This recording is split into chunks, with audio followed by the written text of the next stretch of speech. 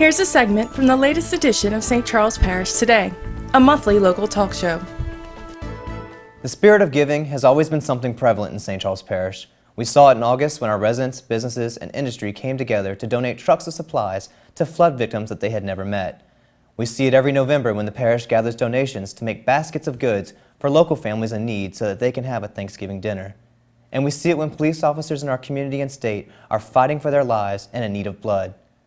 But did you know that there are kids at our local high school that need a different type of help? Today, we are sitting with Dr. Alice Cryer-Sumler from St. Charles Parish Public Schools, who heads up a program that's actively seeking people in our community to mentor these students. All right, well, Dr. Sumler, this is a program that you guys have been doing for a few years. Tell me a little bit more about it, because some people might not really be familiar with it. Okay.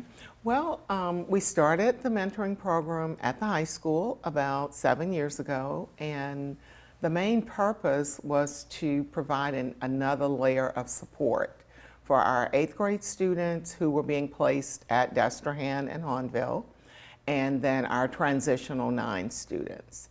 And so what we do then is match those students with a mentor from the community, which I think we'll talk about a little bit later.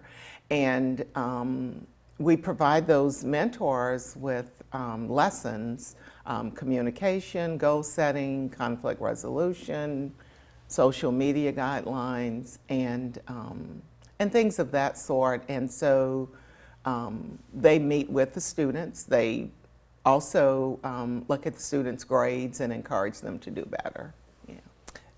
And I think you touched a bit on this. How are the students chosen for this? Okay, the students are chosen based on what happened at the middle school. Some of our 8th graders at the middle school didn't do as well as they needed to in English and math.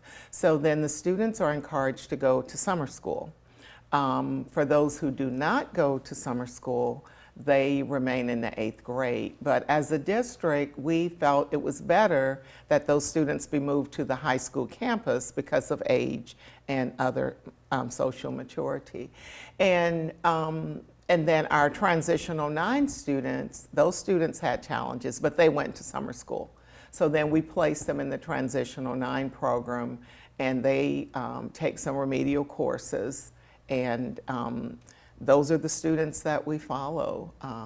And then sometimes we get recommendations from the principal on students who they would like for us to work with. Yes. So it's kind of like an additional layer of making sure that these kids are going to get what they need and doing well. Right. Just something that you're putting on top of just teaching. You know? Yes, absolutely. That's really good to hear. Okay, so tell me a little bit more about the types of people that mentor, because I imagine you get people from every road. Well, we try. One of our stipulations, though, is that they must be at least 18 years old.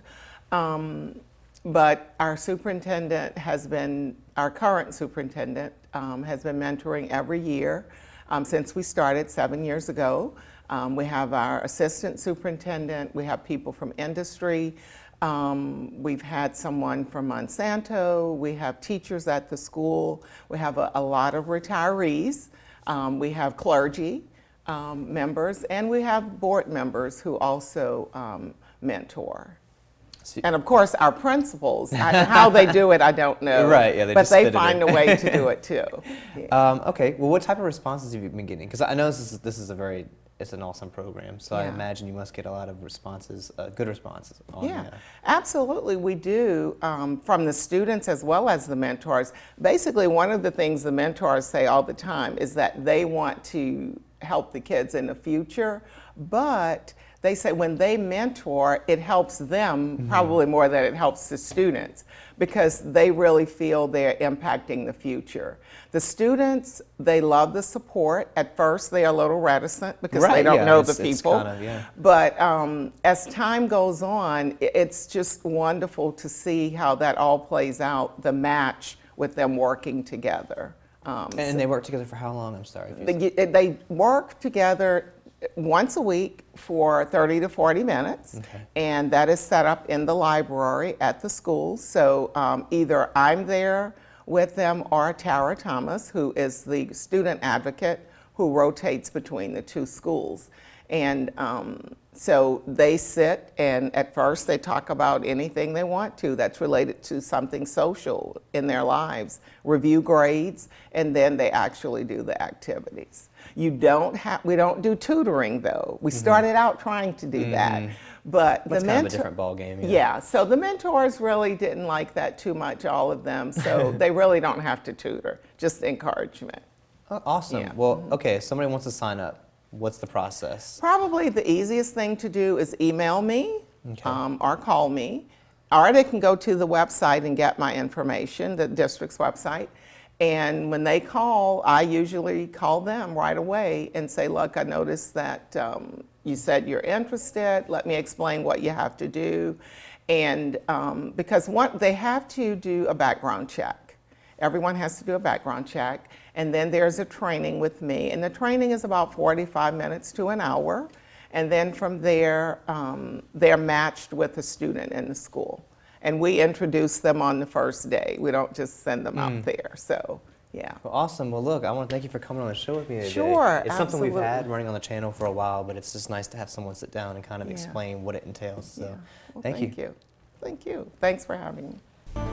Look for the entire episode at www.scptoday.com or on SCP TV.